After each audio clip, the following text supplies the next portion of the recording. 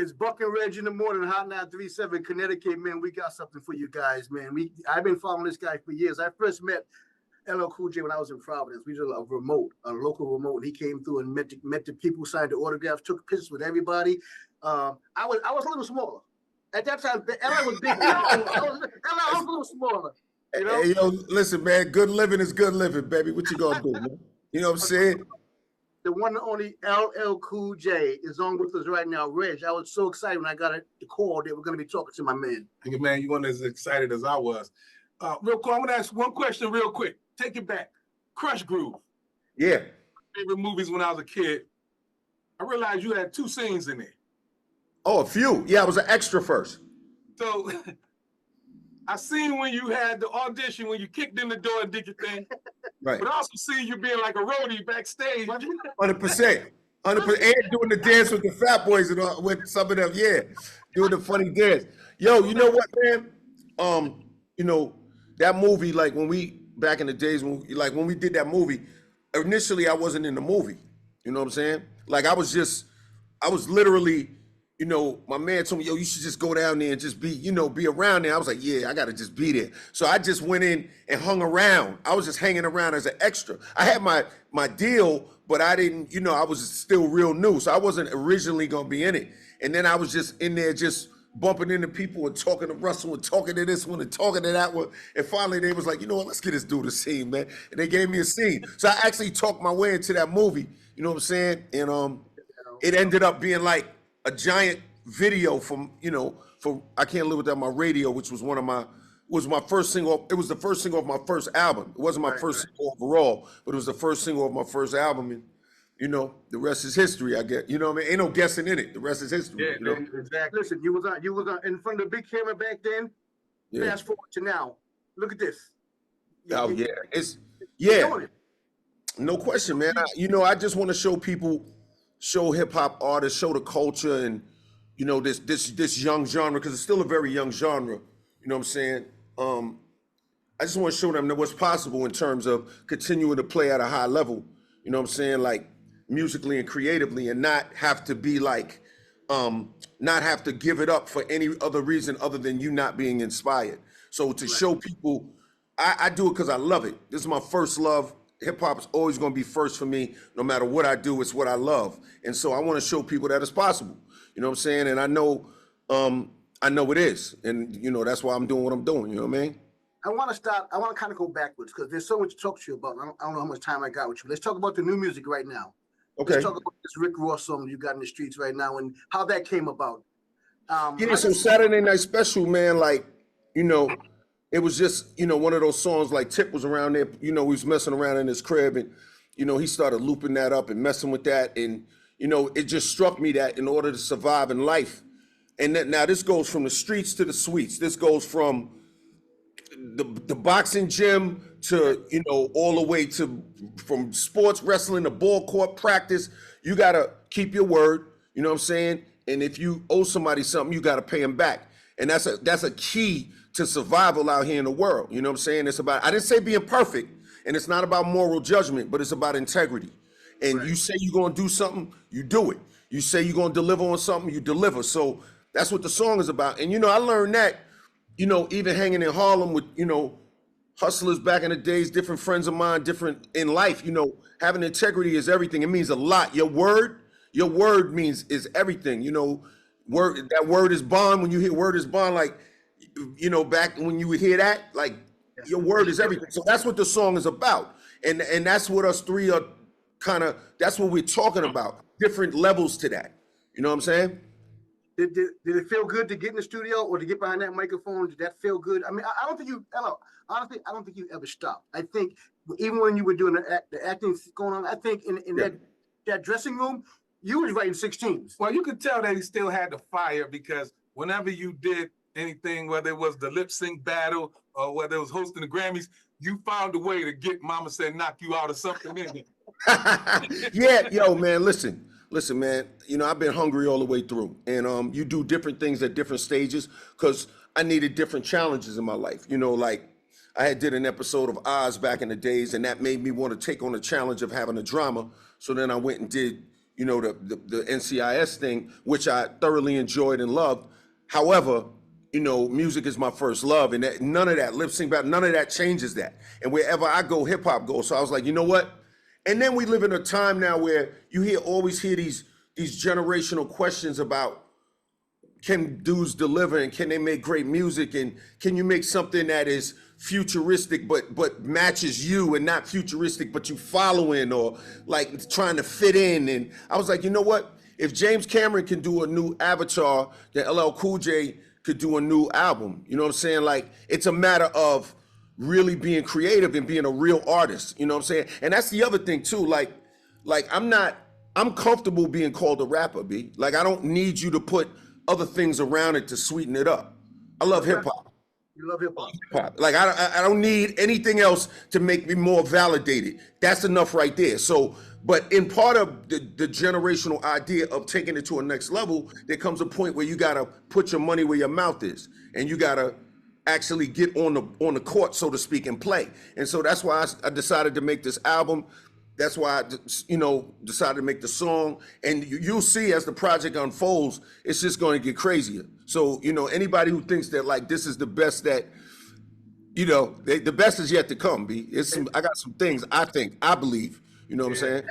LL, there are some kids growing up right now. There's that distance between us. These kids may not know who you are. They know you for Of doing course. thing. Now, put you in a room with about 200 kids who don't know the LL Cool J that I know. Yeah. What are you gonna say? How are you gonna prove to them that I'm LL? Welcome to my world. This is where I began. Yeah, by press and play. Bottom line. Listen to this. That's Press play. Like all that, you know, everything else is kind of subjective and up, like press play. Because I'm gonna tell you right now, yo, if I'm 16, yeah, if I'm 16 right now, the only way you're gonna get me to care, you gotta press play. I don't want to hear nothing. I don't want to hear nothing about nothing else. I don't care what you started. I don't care what you tried to do. I don't care who's on your shoulder. Press play. Press play, B. Like, and if I'm in, I'm in. Like, that's it. Rewind button too. Rewind that one. Yo, I love that. Skip back. We could do that too. We could skip back. You said something earlier. You said you were okay with being called a rapper. You don't got to put actor, host, all of that around it. What's dope about that is, if it wasn't for rap and hip hop, none of that other stuff would even have happened. 1000%. That's an absolute fact. It's an absolute truth. And, you know, and that is a consequence of hip hop. But my love for hip hop ain't even because of that. My love for hip hop is just because I love it. I love the idea of, being a black man born in certain circumstances that was able to express myself artistically through music and elevate my life, and also like get it off my chest. Listen, I wish everybody, like, whether it's a DJ, whether it's an artist, a rapper, or whatever you do, when you doing what you love, you're a ball player, when you doing what you love, I would want everybody and wish that on everybody to do what they love to do. You know what I'm saying? And experience that, because that's the dream. The dream come true is to be able to do what you love to do, man. Like everything else, like you got to remember that all of the accolades, everything you accomplish, all of that's wonderful, it's beautiful. You can do that for your family and do different things, but ultimately, and to be fulfilled as a human being, you got to be doing what you love, man. Because you got a lot of people, you know, like for instance, when I was before I did this back during the pandemic, you know, when we first started on the record, we started on just prior. I was running around the subway, I was running around the city, I was going around different parts of New York, projects. I had a mask on, a hoodie, nobody knew it was me. It was just one dude, just moving around. And the thing I realized is that, you know, you could get caught up, you could get lost in a bubble, man. A lot of people get lost in a bubble. Like even people with just regular jobs, they forget about, but especially people that go to another level, they forget about danger. They forget about the smell of the elevator. They forget about real world experiences. And what you come to realize by me doing that is, not only do I truly appreciate and love the music, but I also, it helps me to understand how fulfilling it is to be able to do the music. You know what I'm saying? Like, because it's such a blessing to be able to rock like that. You know what I'm saying? So, you know, this is like, it's about possibilities, man. You know what I'm saying? And leadership is not about following. You know, you got to be a good follower first to be a good leader, but then Now we're at a point where it's like, I say generationally, you gotta create something artistically that touches and impacts the people at a high level. And that's what I love to do. You know what I'm saying? And what I like about how you pay homage to hip hop, a lot of people don't pay. Hip hop has done a lot for us. I wouldn't be where I am right now if it wasn't for those two words, hip hop. Yeah. I get, because I loved it. No matter, I'm sitting in a program director's chair right now. I got a program on the radio station, but if it wasn't for that boom bap, I wouldn't be here. Yeah. You know? It fed a lot of families. Hip hop. Yeah. A lot, man. It fed a lot of families and it made a lot of dreams reality too, man. Right, Like right. you get to chill and play music. Like listen, Dream- a lot of people it's got always hard been my jobs. You know what I mean? I grew up as an 8-year-old. I wondered, how am I going to impact music as I get older? What am I going to do to contribute to this thing? Yeah. I mean, that's facts, man. My grandfather, I look at it like I still got his old shoe shine box. You know what I'm saying? Like he shines shoes, B. You know what I'm saying? Like he worked at the airport and then he shines shoes even, you know what I mean? Like, so it's like there's certain things like man, we just gotta have fun, man. Like ultimately this is about having fun. Like I know everybody else wants to think about every other thing in the world and all this other stuff is so important, but yo, are you having fun? You know what I'm saying? Does it make it easier for you to make music knowing that you're not doing it for accolades, you're not doing it to go platinum, you're not doing it to go gold or to have the hottest song in the club? You may want it, but that ain't what you're doing it for. Do it make it easier for you to make the music because you're just doing what you just genuinely want to do? Yo, I'm gonna keep it real with you. I'm doing it for all of that. I want it all, B. I want to play for the championship. I want it all. I want the accolades. I want the everything. I want the Grammys. I want the club. I want all that. And I always did. Like it's not about like I'm not gonna pretend that I don't want it, man. Like that's why I'm doing it. Pressure to do it. No, it's no pressure. But you know what? Honestly, there never was any pressure. It was always because I loved it. I didn't have no pressure on me to do this. It was never like a moment where I was like, I'm pressed on, like I feel pressure to do it. It wasn't, this was not it ended up being a way out, but it was not, that was not the design. That was not the thought. The thought is not, I'm going to do this to get out of this. This was not a hustle for me. This was me expressing what I love to do. This is like, LeBron or Jordan being a little kid, Kobe, and loving ball. This was not about, I'm going to play ball in order to get out of my circumstances. I didn't do this thing for that. I did it because I love it. You know what I'm saying? And I still do it for that reason. And when you do that with the success that you have from radio, routing the bells, and you sign to a major, it can be some pressure to expand on that and make bigger records. It could be so here I get what you're saying. So I put it to you like this.